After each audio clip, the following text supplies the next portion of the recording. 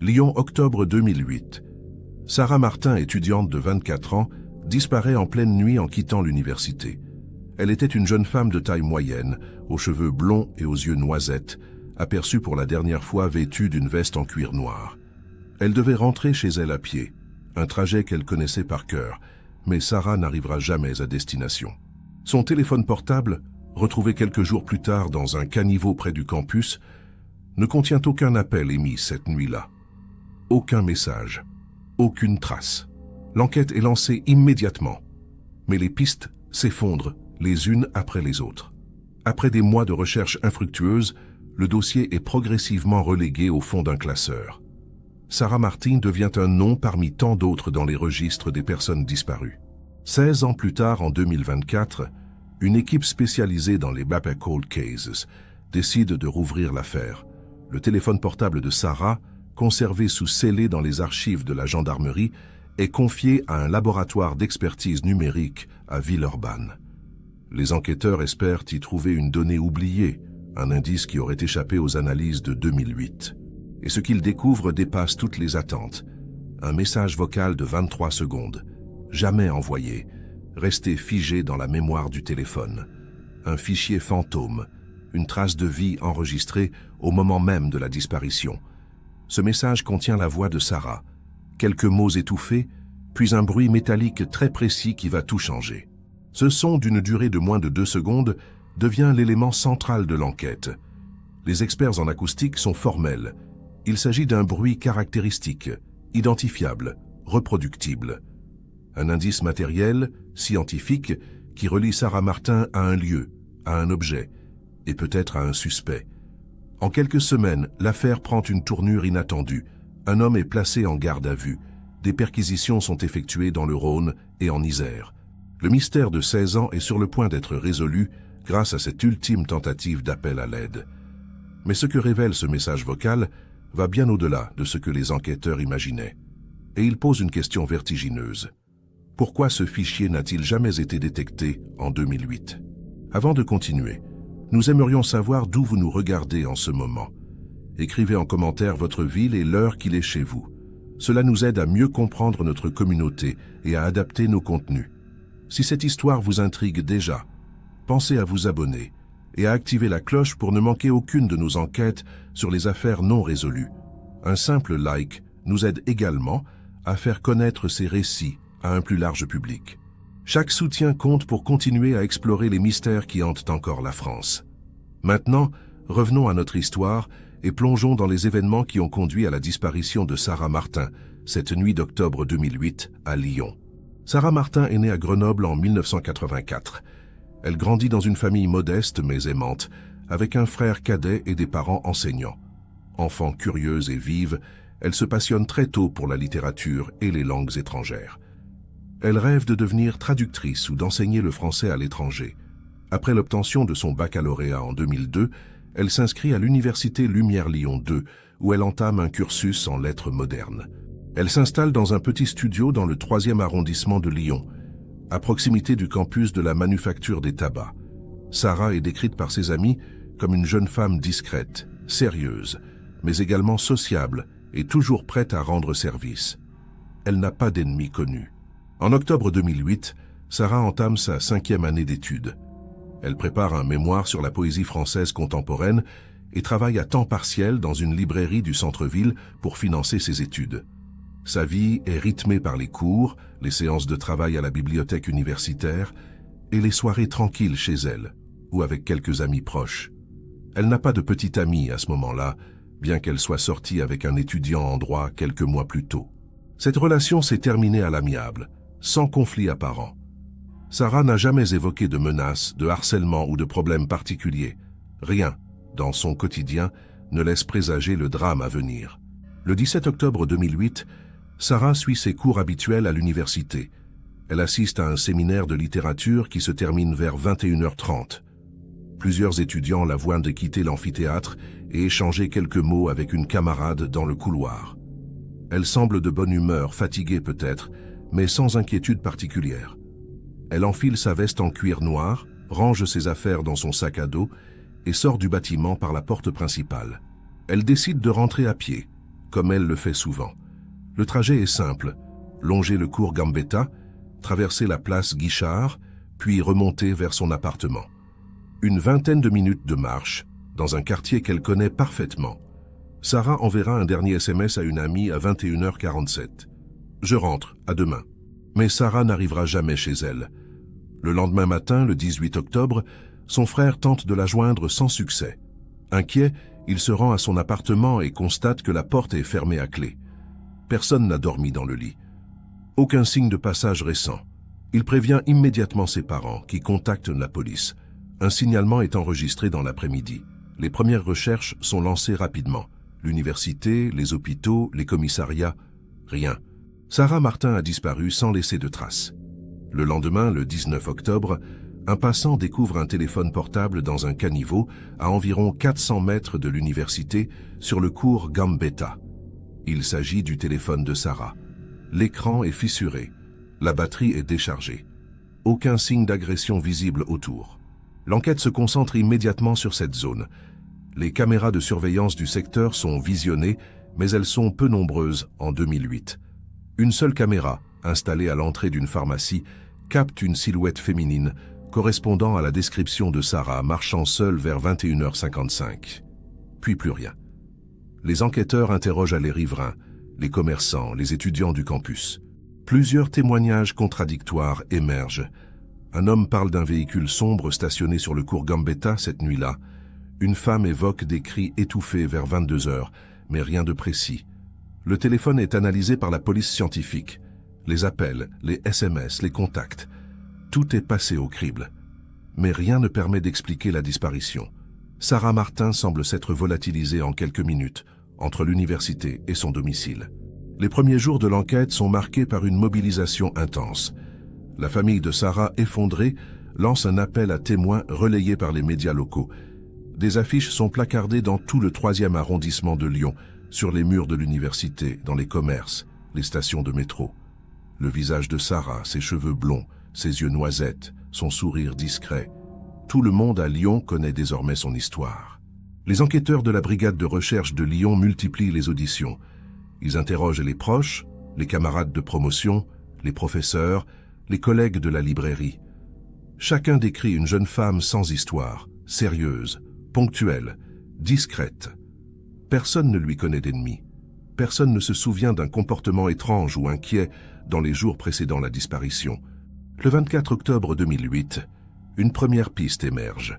Un étudiant de l'université affirme avoir vu Sarah discuter avec un homme inconnu devant le campus, quelques jours avant sa disparition. Il décrit un individu d'une trentaine d'années, vêtu d'un blouson sombre, qui semblait insister pour parler à Sarah. Selon le témoin, elle paraissait gênée, mais pas effrayée. L'homme aurait fini par s'éloigner après quelques minutes. Ce témoignage intrigue les enquêteurs.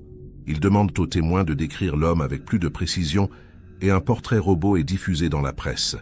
Mais aucune identification ne suit. L'homme reste inconnu. Plusieurs appels anonymes parviennent à la gendarmerie, mais aucun ne mène à une personne concrète. La piste s'enlise rapidement. Parallèlement, les enquêteurs fouillent l'appartement de Sarah. Ils cherchent des indices, des lettres, des journaux intimes, des traces d'une vie secrète. Mais l'appartement est d'une banalité déconcertante. Les affaires sont rangées, les livres alignés sur des étagères. Un ordinateur portable est saisi et analysé. Rien de suspect. Les conversations sur MSN Messenger et les emails révèlent une vie sociale normale, des échanges anodins avec des amis et des membres de sa famille. Aucune menace, aucun conflit, aucune relation suspecte. Les relevés bancaires montrent des dépenses courantes, loyer, courses, transport, quelques sorties. Rien d'anormal. Sarah Martin n'était pas endettée. Elle ne fréquentait pas de milieux dangereux. Elle n'avait aucun lien avec des affaires criminelles. Tout dans sa vie semblait parfaitement ordinaire. Le 3 novembre 2008, les recherches s'étendent au-delà de Lyon. Des battues sont organisées dans les parcs de la Tête d'Or et de Gerlande, le long des berges du Rhône et de la Saône. Des plongeurs inspectent les fleuves. Des chiens pisteurs sont déployés. Mais aucune trace de Sarah n'est retrouvée. Les jours passent, puis les semaines. L'espoir de retrouver Sarah vivante diminue. Les enquêteurs commencent à envisager le pire. un enlèvement suivi d'un meurtre. Mais sans corps, sans témoin direct, sans preuve matérielle, l'affaire devient un casse-tête judiciaire. Les hypothèses se multiplient, fugue volontaire, accident, enlèvement, crime passionnel. Chaque piste est explorée, mais aucune ne conduit à une réponse définitive. Le dossier grossit, les auditions s'accumulent, mais l'enquête piétine. Le 12 novembre, les enquêteurs interrogent l'ex-petit ami de Sarah, un étudiant en droit prénommé Julien. Il accepte de répondre aux questions sans avocat. Il explique que leur relation s'est terminée en juin 2008, d'un commun accord, sans rancœur. Il affirme ne pas avoir revu Sarah depuis la rentrée universitaire, sauf quelques croisements rapides sur le campus. Il fournit un alibi pour la nuit du 17 octobre. Il était chez lui, seul, en train de réviser. Personne ne peut confirmer, mais rien ne permet non plus de le suspecter. Julien semble sincèrement affecté par la disparition. Il accepte de fournir ses relevés téléphoniques qui ne montrent aucun contact avec Sarah depuis plusieurs mois. Les enquêteurs le laissent repartir, sans charge retenue contre lui. En décembre 2008, l'enquête entre dans une phase de stagnation. Les appels à témoins n'apportent plus de nouvelles informations. Les médias locaux continuent de relayer l'affaire, mais l'attention du public diminue. La famille de Sarah refuse d'abandonner. Ils organisent de démarches silencieuses, distribuent des tracts, interpellent les élus locaux. Mais la réalité s'impose peu à peu. Sarah a disparu sans laisser de traces exploitables. Les enquêteurs maintiennent le dossier ouvert, mais les ressources sont réorientées vers d'autres affaires. Sarah Martin devient un nom dans les statistiques des personnes disparues en France.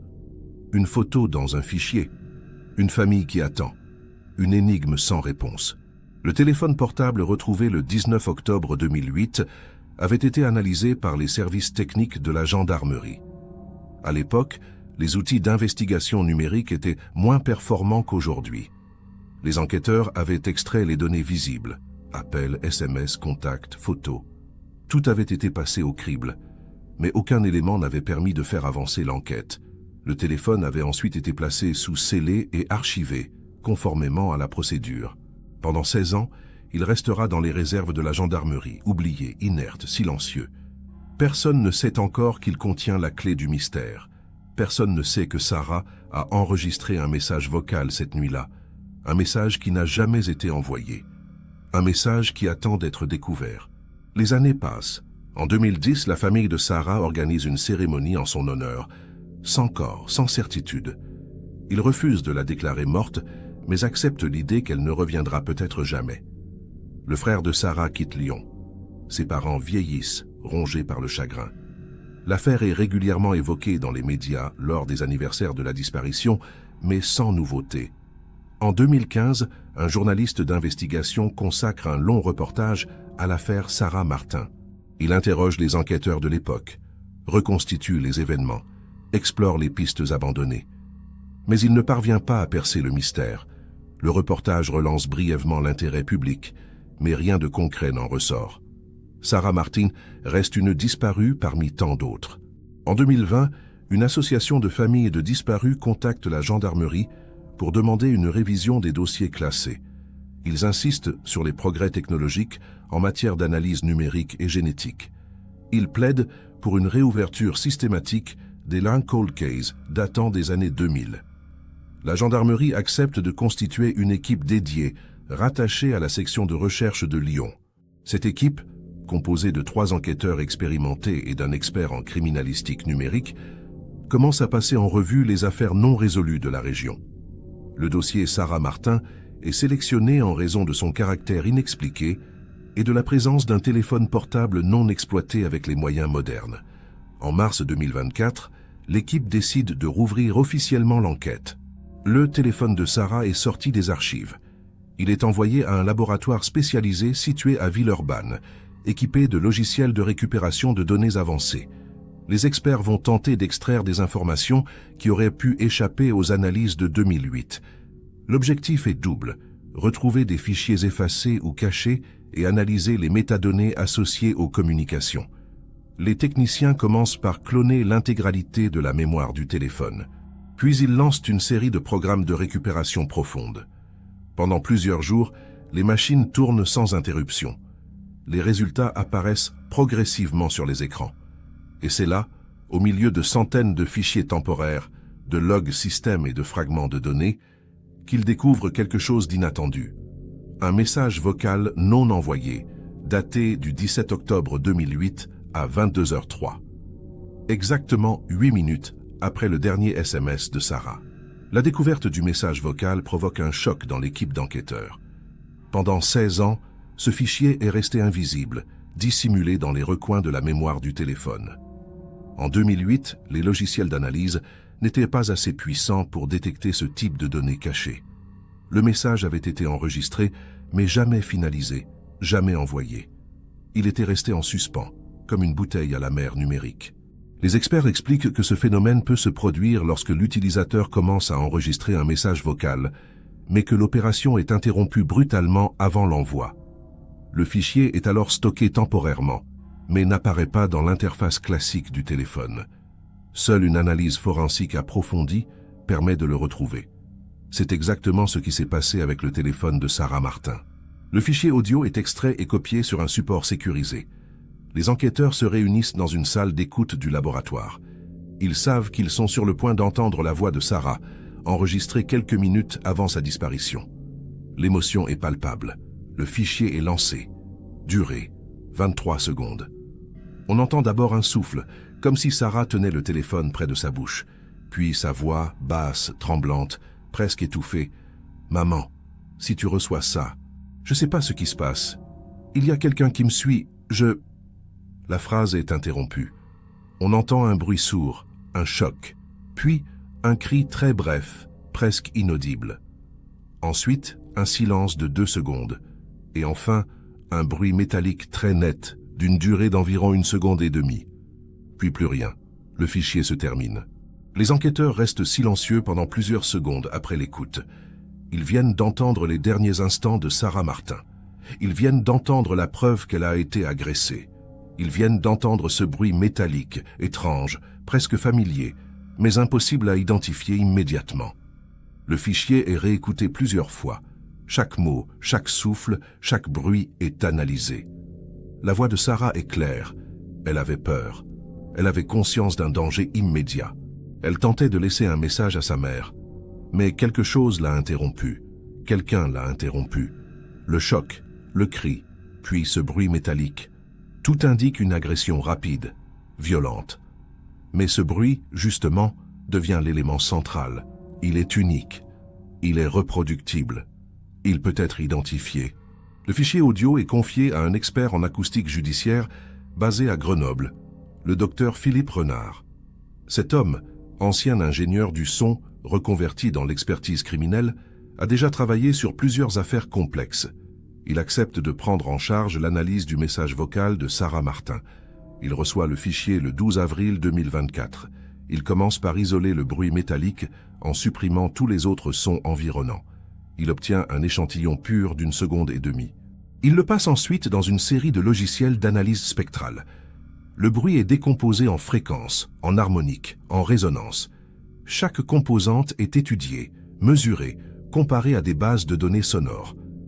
L'objectif est de déterminer l'origine exacte de ce bruit. Quel objet, quel mécanisme, quelle action a produit ce son? Après plusieurs jours d'analyse, le docteur Renard identifie les caractéristiques principales du bruit.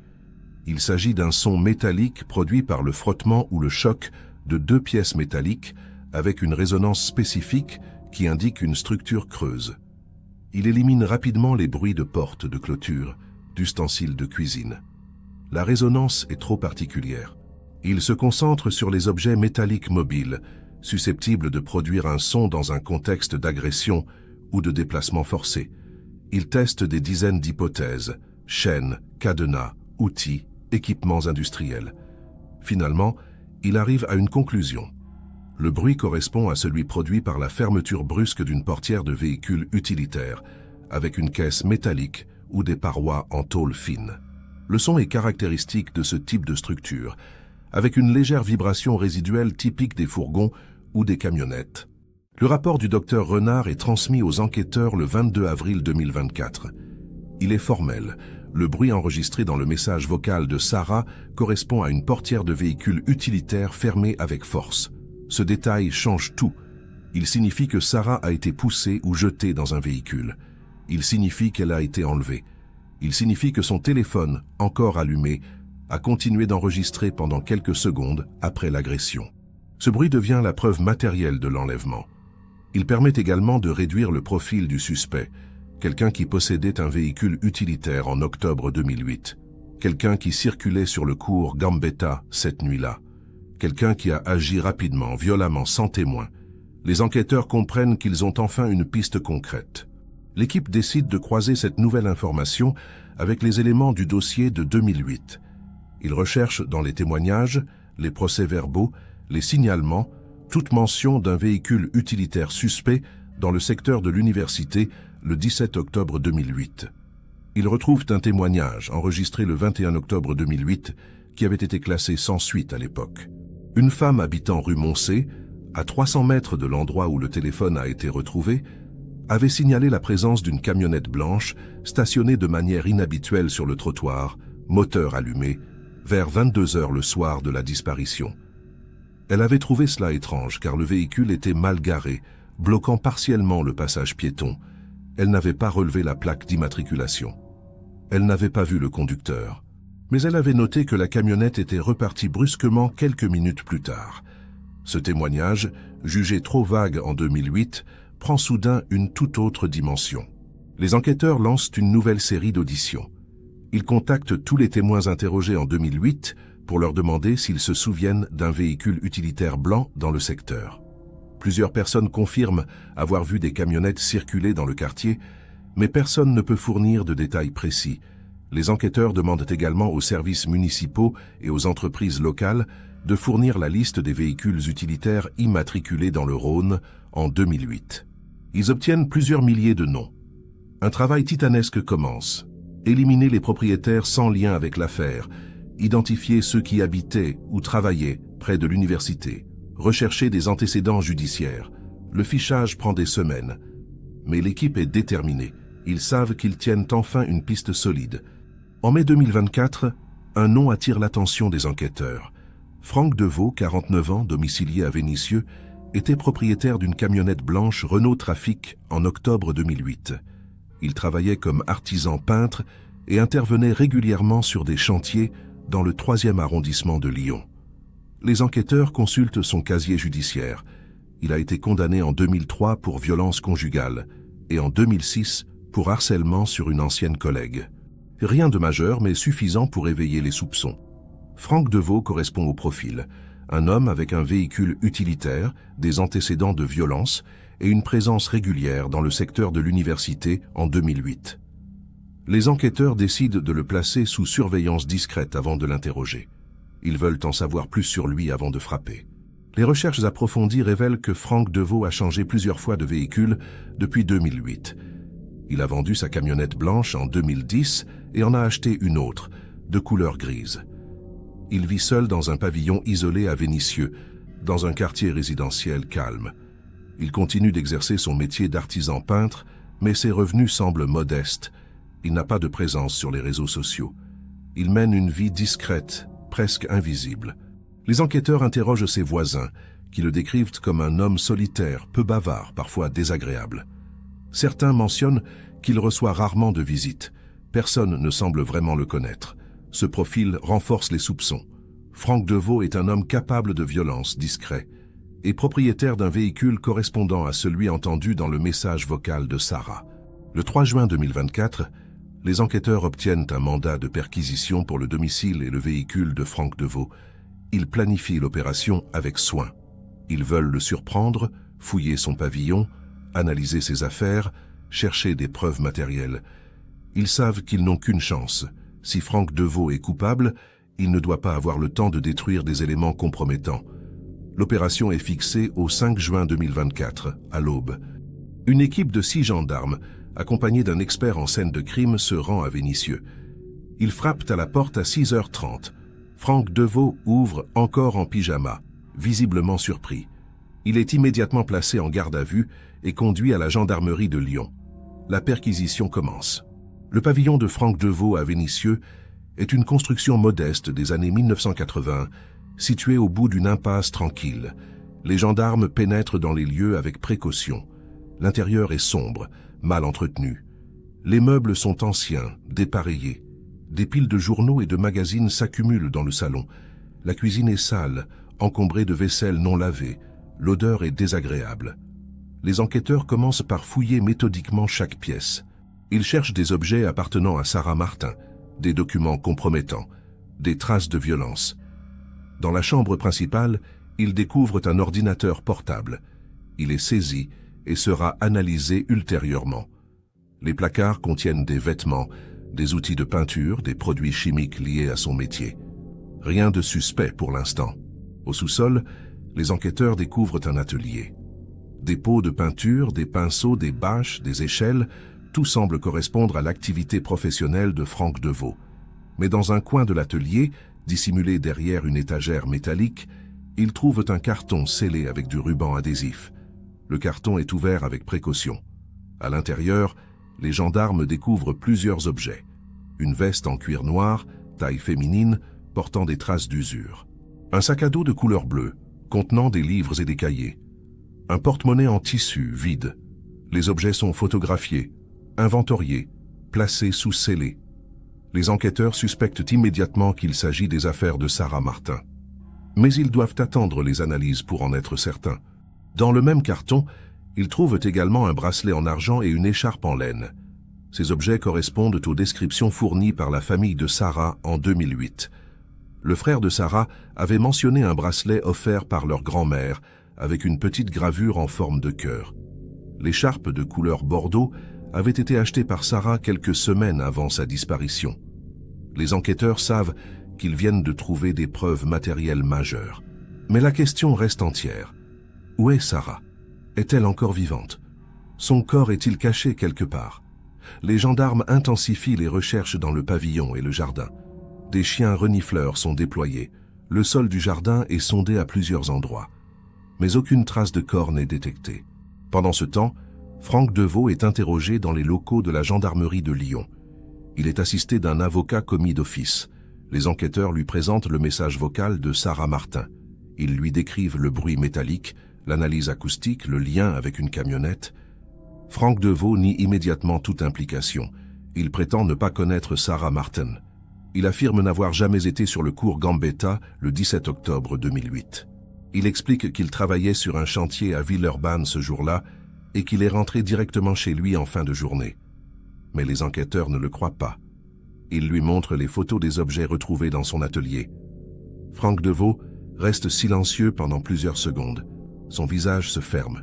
Il refuse de répondre aux questions. Les enquêteurs décident de changer de stratégie. Ils lui parlent de son passé, de ses condamnations pour violence, de son isolement social. Ils évoquent les témoignages de ses voisins, qui le décrivent comme un homme étrange, parfois menaçant. Ils insistent sur le fait que les preuves s'accumulent contre lui. Ils lui expliquent que la justice sera plus clémente s'il coopère, s'il dit la vérité, s'il révèle ce qu'il sait. Franck Deveau finit par craquer partiellement. Il admet avoir conservé des objets appartenant à Sarah Martin, mais il prétend les avoir trouvés par hasard, dans une poubelle près de l'université, quelques jours après la disparition. Il affirme ne pas savoir comment ils sont arrivés là. Il nie avoir enlevé Sarah. Il nie l'avoir tuée. Mais son récit est incohérent, truffé de contradictions. Les enquêteurs ne le croient pas.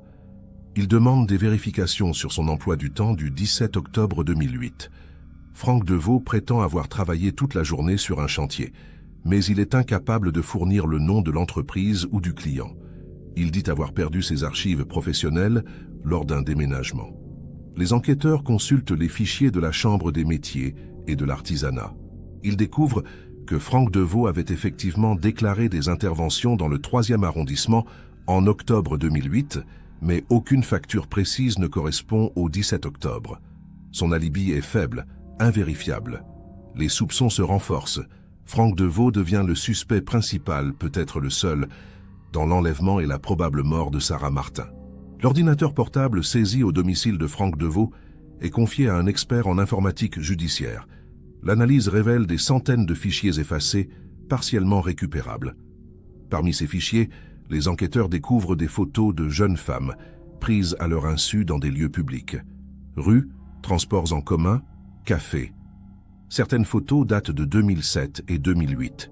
Les visages sont nets, les cadrages précis. Il s'agit manifestement d'un comportement de surveillance, de traque. Les enquêteurs tentent d'identifier les femmes sur les photos. Plusieurs d'entre elles sont retrouvées et interrogées. Elles confirment avoir vécu dans le Rhône à cette époque, mais aucune ne se souvient de Franck Deveau. Aucune n'a porté plainte pour harcèlement. Ces photos révèlent un profil inquiétant. Un homme obsédé par les femmes, capable de les suivre, de les observer, peut-être de passer à l'acte. Le 12 juin 2024, les résultats des analyses ADN effectuées sur les objets retrouvés dans le pavillon de Franck Deveau sont communiqués aux enquêteurs. L'ADN présent sur la veste en cuir et le sac à dos correspond à celui de Sarah Martin, prélevé sur sa brosse à dents conservée par sa famille en 2008. La preuve est formelle, ces objets appartenaient bien à Sarah. Ils se trouvaient chez Franck Deveau depuis 16 ans. L'explication de la découverte dans une poubelle ne tient plus. Pourquoi aurait-il conservé ces objets pendant tout ce temps? Pourquoi les aurait-il cachés dans son atelier? Les enquêteurs confrontent à nouveau Franck Deveau avec ses résultats. Il reste muré dans le silence. Son avocat demande une suspension de l'interrogatoire. Franck Deveau est maintenu en garde à vue en attendant de nouvelles investigations. Les enquêteurs décident de fouiller le véhicule utilitaire actuel de Franck Deveau, même s'il ne s'agit plus de la camionnette blanche de 2008. Le véhicule est examiné minutieusement par les techniciens de la police scientifique. Des prélèvements sont effectués dans l'habitacle, dans la caisse arrière, sur les sièges, sous les tapis. Les analyses révèlent la présence de traces de sang humain dans la caisse arrière, partiellement nettoyées, mais encore détectables. Les tests ADN sont lancés. Les résultats prendront plusieurs jours. En attendant, les enquêteurs lancent une recherche pour retrouver l'ancienne camionnette blanche de Franck Deveau, vendue en 2010. Ils espèrent que ce véhicule, s'il est retrouvé, pourra contenir des preuves supplémentaires. Les fichiers de la carte grise indiquent que la camionnette a été achetée par un ferrailleur de Saint-Priest. Les enquêteurs se rendent sur place. Le ferrailleur consulte ses archives.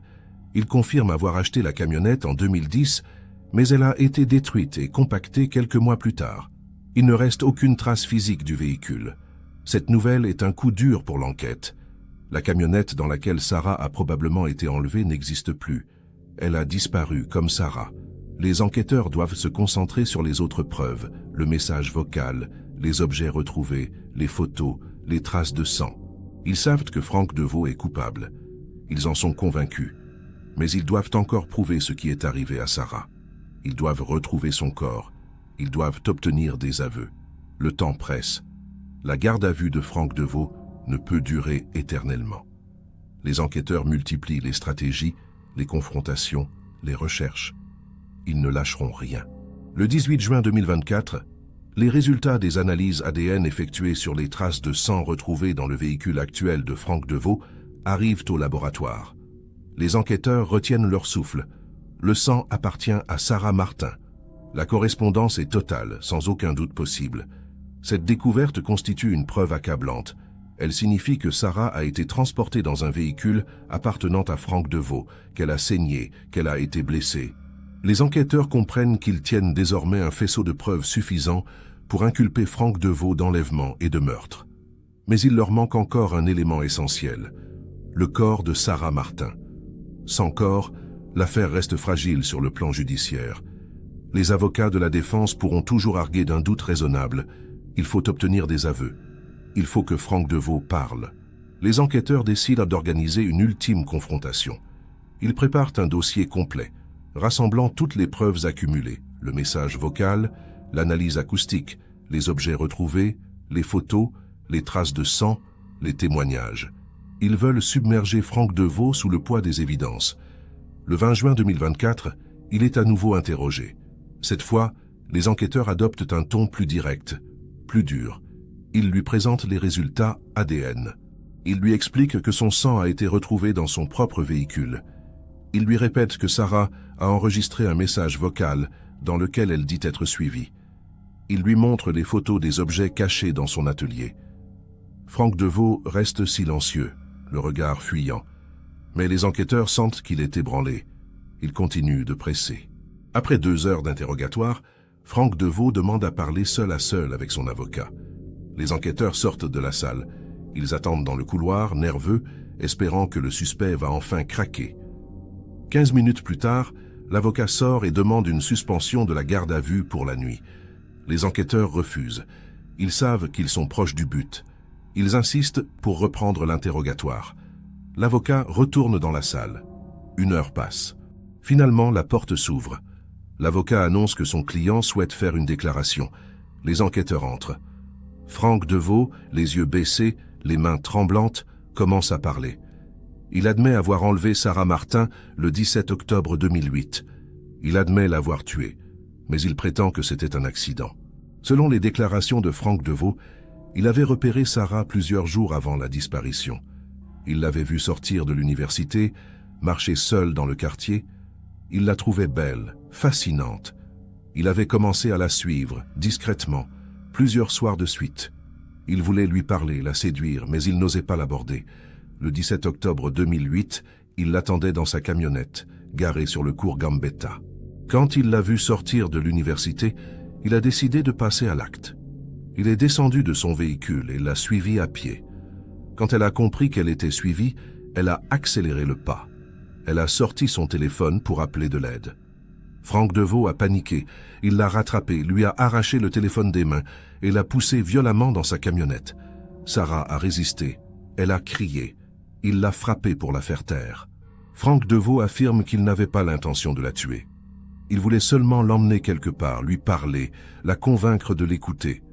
Mais Sarah continuait de crier, de se débattre. Il a perdu le contrôle. Il roulait sur une route de campagne, quelque part entre Lyon et Vénissieux. Il s'est arrêté dans un chemin forestier isolé. Sarah a tenté de s'échapper. Franck Deveau l'a rattrapée. Il l'a saisie par le cou pour l'empêcher de crier. Il a serré trop fort. Sarah s'est étouffée.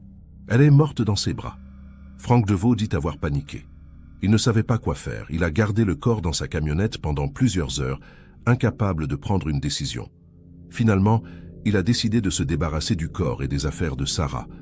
Il a roulé jusqu'à un endroit qu'il connaissait, un lieu isolé. Il a enterré Sarah. Les enquêteurs demandent immédiatement à Franck Deveau de révéler l'emplacement exact où il a enterré le corps de Sarah Martin. Franck Deveau hésite longuement. Il prétend ne plus se souvenir précisément de l'endroit. Il dit que c'était la nuit, qu'il était perdu, qu'il ne connaissait pas bien la région. Les enquêteurs insistent. Ils lui expliquent que sans le corps, son témoignage n'a aucune valeur. Franck Deveau finit par décrire un lieu approximatif, une forêt située près de Mornan, dans le sud du Rhône, à environ 30 km de Lyon. Il parle d'un chemin de terre, d'un bosquet dense, d'un talus en pente. Il dit avoir creusé un trou peu profond, avoir recouvert le corps de branches et de terre. Il n'a jamais revu cet endroit depuis. Les enquêteurs prennent note de chaque détail. Ils préparent immédiatement une opération de recherche. Le 21 juin 2024, une équipe de gendarmes, accompagnée de chiens spécialisés dans la détection de restes humains, se rend dans la forêt de Mornan. Franck Deveau est transporté sur place, menottes aux poignets, pour tenter de localiser l'endroit précis. Il est nerveux, hésitant. Il marche le long des chemins, s'arrête, repart, change de direction. Il dit ne pas reconnaître les lieux. 16 ans ont passé. La végétation a changé. Les chemins ont été modifiés. Les gendarmes avancent lentement, fouillant le sol, sondant la terre. Les heures passent. L'après-midi se termine sans résultat. Franck Deveau semble perdu. Les enquêteurs commencent à douter de la sincérité de ses aveux. Est-il vraiment incapable de retrouver l'endroit? Ou joue-t-il un jeu, une dernière tentative de manipulation? Les recherches reprennent le lendemain. Le 22 juin, les chiens signalent une zone particulière, à environ 50 mètres d'un chemin forestier. Les maîtres chiens appellent les enquêteurs. Une équipe de fouilles commence à creuser avec précaution. À environ 1 mètre de profondeur, ils découvrent des ossements humains partiellement décomposés, mélangés à des lambeaux de vêtements. Les restes sont très dégradés, rongés par le temps, l'humidité, les animaux. Mais ils sont là. Les gendarmes sécurisent immédiatement la zone. Un médecin légiste est appelé sur place. Les ossements sont dégagés avec une extrême prudence, photographiés, inventoriés. Il s'agit d'un squelette presque complet, correspondant à une femme de petite taille. Les vêtements retrouvés sur place correspondent à ceux portés par Sarah Martin le soir de sa disparition. Un jean, un pull, des baskets. Le corps est celui de Sarah Martin. 16 ans après sa disparition, elle est enfin retrouvée. La nouvelle est immédiatement communiquée à la famille de Sarah. Les parents, le frère, les proches sont convoqués à la gendarmerie. On leur annonce que le corps de Sarah a été retrouvé. L'émotion est indescriptible. Les larmes, les cris, le soulagement mêlé à la douleur. Pendant 16 ans, ils ont attendu, espéré, refusé d'abandonner. Ils ont vécu dans l'incertitude, dans l'angoisse de ne jamais savoir. Aujourd'hui, ils savent. Sarah est morte, mais elle va pouvoir être enterrée dignement. Sa famille va pouvoir faire son deuil. Les enquêteurs leur expliquent que Franck Deveau a avoué l'enlèvement et le meurtre. Ils leur présentent les preuves, le message vocal, les objets retrouvés. Ils leur promettent que justice sera rendue. Le père de Sarah, les mains tremblantes, demande à écouter le message vocal. Les enquêteurs hésitent, puis acceptent. Le fichier est diffusé. La voix de Sarah résonne dans la salle. « Maman, si tu reçois ça, je sais pas ce qui se passe. Il y a quelqu'un qui me suit, Puis le silence. Le père de Sarah s'effondre. Les analyses médico-légales effectuées sur les ossements confirment l'identité de Sarah Martin grâce à la comparaison de l'ADN avec celui des parents. Les experts déterminent également que la mort est survenue par asphyxie mécanique, compatible avec un étranglement ou une strangulation. Les fractures observées sur certains os indiquent des violences physiques antérieures à la mort. Les conclusions du médecin légiste corroborent les déclarations de Franck Deveau. Sarah a été tuée par strangulation, après avoir subi des coups. Mais les enquêteurs doutent encore de la version de l'accident. La violence des fractures, la localisation des blessures, tout indique un acharnement, une volonté de tuer. Franck Deveau a peut-être minimisé son acte pour tenter d'obtenir une condamnation plus clémente. Les enquêteurs ne le croient pas totalement.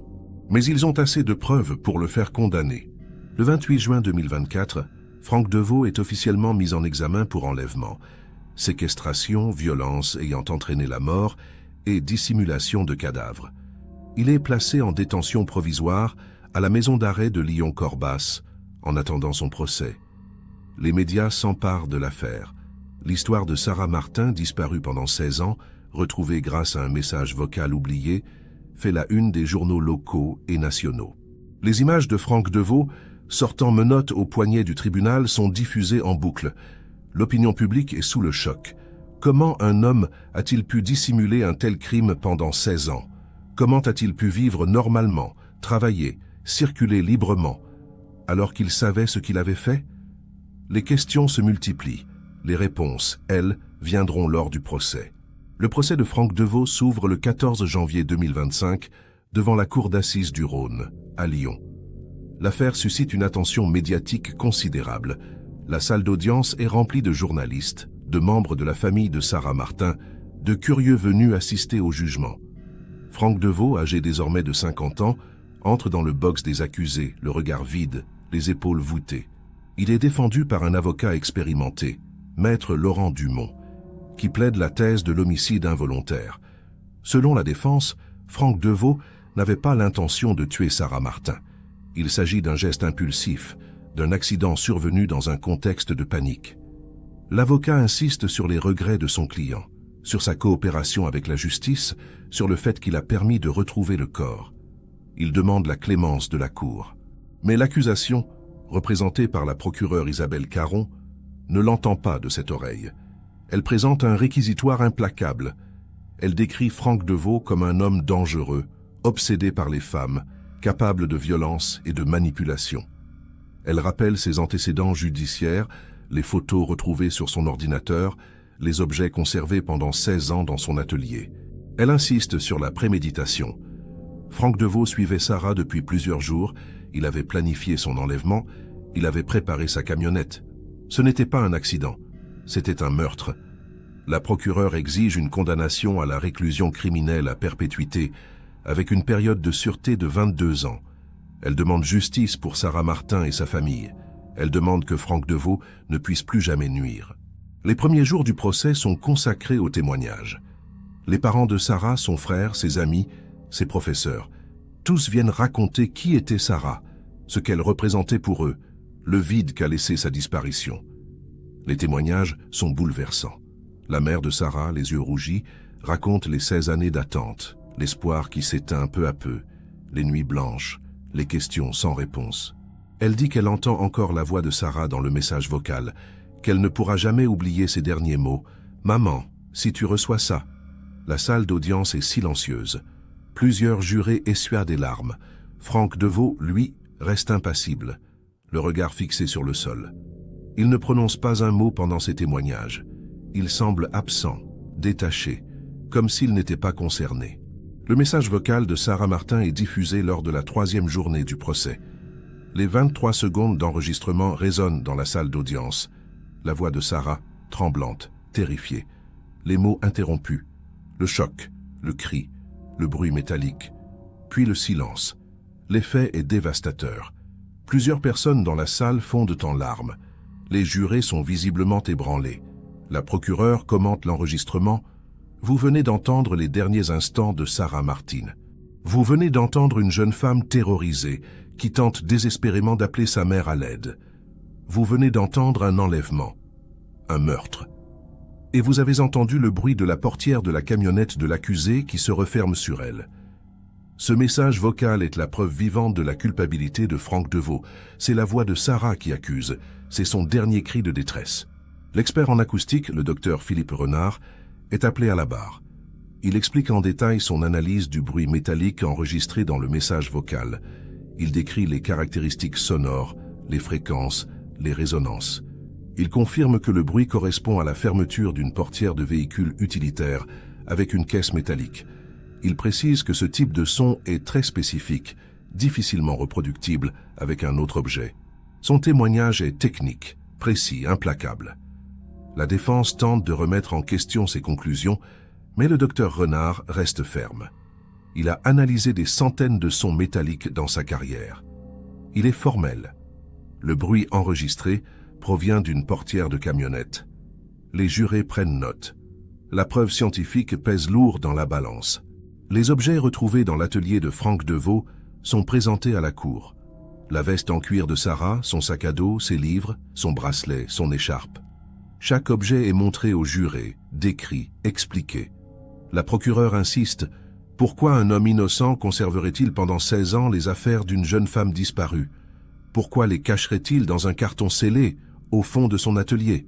Franck Deveau dit les avoir trouvés dans une poubelle. Qui peut croire à une telle histoire? Ces objets sont des trophées, des souvenirs, la preuve d'un crime que l'accusé croyait avoir accompli sans témoin. Mais il avait tort. Sarah a laissé un message. Sarah nous parle encore, et elle nous dit que cet homme l'a tuée. Les mots de la procureure résonnent dans la salle. Franck Deveau baisse la tête. Il ne conteste plus. Le témoignage du médecin légiste est également crucial. Il décrit l'état du corps retrouvé dans la forêt de Mornan, les fractures observées, les traces de violence. Il confirme que la mort est survenue par asphyxie mécanique, compatible avec une strangulation. Il précise que les fractures au niveau des côtes et du bras gauche indiquent des coups portés avant la mort. Il conclut « Sarah Martin a été battue, puis étranglée. Elle a souffert. Elle a lutté pour survivre. Sa mort n'a rien d'un accident. C'est un homicide volontaire. » La défense tente de minimiser ses conclusions, arguant que les fractures peuvent résulter d'une chute ou d'un geste maladroit. Mais le médecin légiste reste catégorique. Les blessures sont incompatibles avec un accident. Elles résultent d'une violence intentionnelle. Franck Deveau est finalement appelé à la barre pour s'exprimer. Il se lève lentement, s'avance vers le microphone. Sa voix est faible, hésitante. Il répète ce qu'il a déclaré aux enquêteurs. Il n'avait pas l'intention de tuer Sarah. Il voulait seulement lui parler. Il a paniqué, il a perdu le contrôle, il regrette. Il demande pardon à la famille de Sarah. Mais ses mots sonnent creux.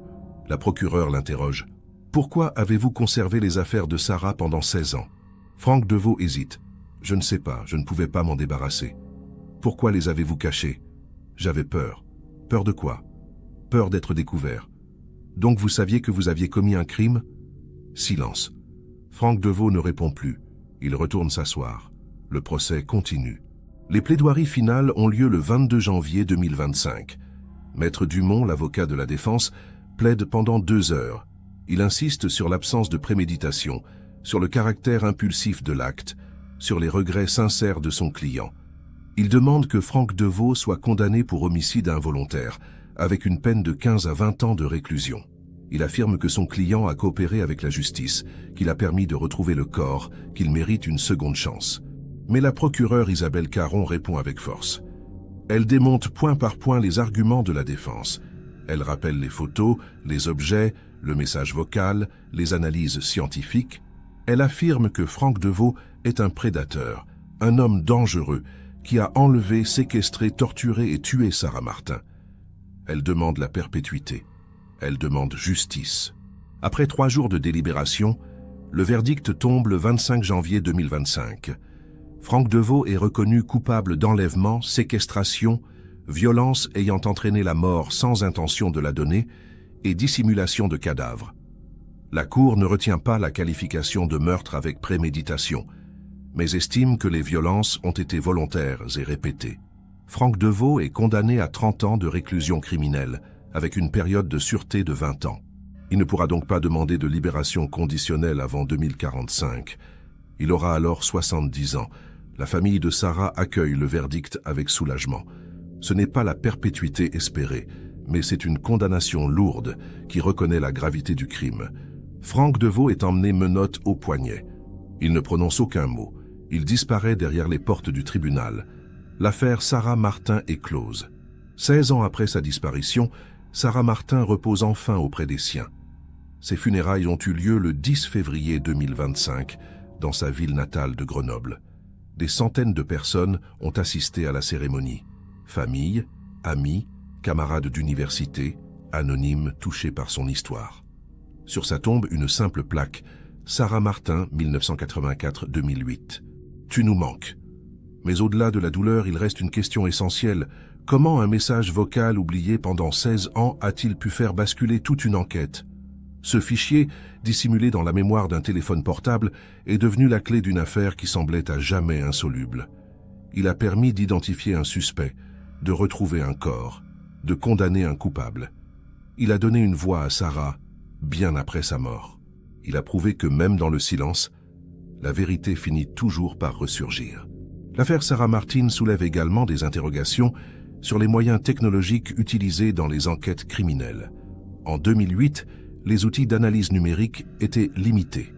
Le message vocal n'avait pas été détecté. Il a fallu attendre 16 ans et l'arrivée de logiciels plus performants pour le découvrir. Combien d'autres affaires non résolues pourraient être élucidées grâce à une réanalyse des preuves avec des technologies modernes? Combien de familles attendent encore des réponses alors que les indices existent peut-être déjà, enfouis dans des archives, sur des disques durs, dans des scellés oubliés? Les enquêteurs spécialisés dans les cold cases insistent sur l'importance de ne jamais abandonner, de toujours conserver les preuves, de toujours garder espoir. Car la technologie évolue, et avec elle, les chances de résoudre les mystères du passé. L'histoire de Sarah Martin nous rappelle aussi que derrière chaque disparition, il y a une personne, une vie, des rêves brisés. Sarah avait 24 ans. Elle préparait un mémoire sur la poésie française. Elle rêvait de devenir traductrice. Elle avait toute la vie devant elle. Et en quelques minutes, tout a basculé. Un homme l'a suivie, enlevée, tuée. Pendant 16 ans, sa famille a vécu dans l'incertitude. Aujourd'hui, ils savent. Mais la douleur ne disparaîtra jamais. Sarah ne reviendra jamais. Franck Deveau purgera sa peine, mais rien ne pourra effacer ce qu'il a fait. Si cette histoire vous a touché, n'hésitez pas à partager cette vidéo, à en parler autour de vous. Les affaires non résolues méritent d'être connues, d'être racontées, d'être rappelées, car chaque histoire compte, chaque victime mérite justice. Abonnez-vous pour découvrir d'autres enquêtes sur les mystères qui hantent encore la France. Merci de nous avoir suivis jusqu'au bout.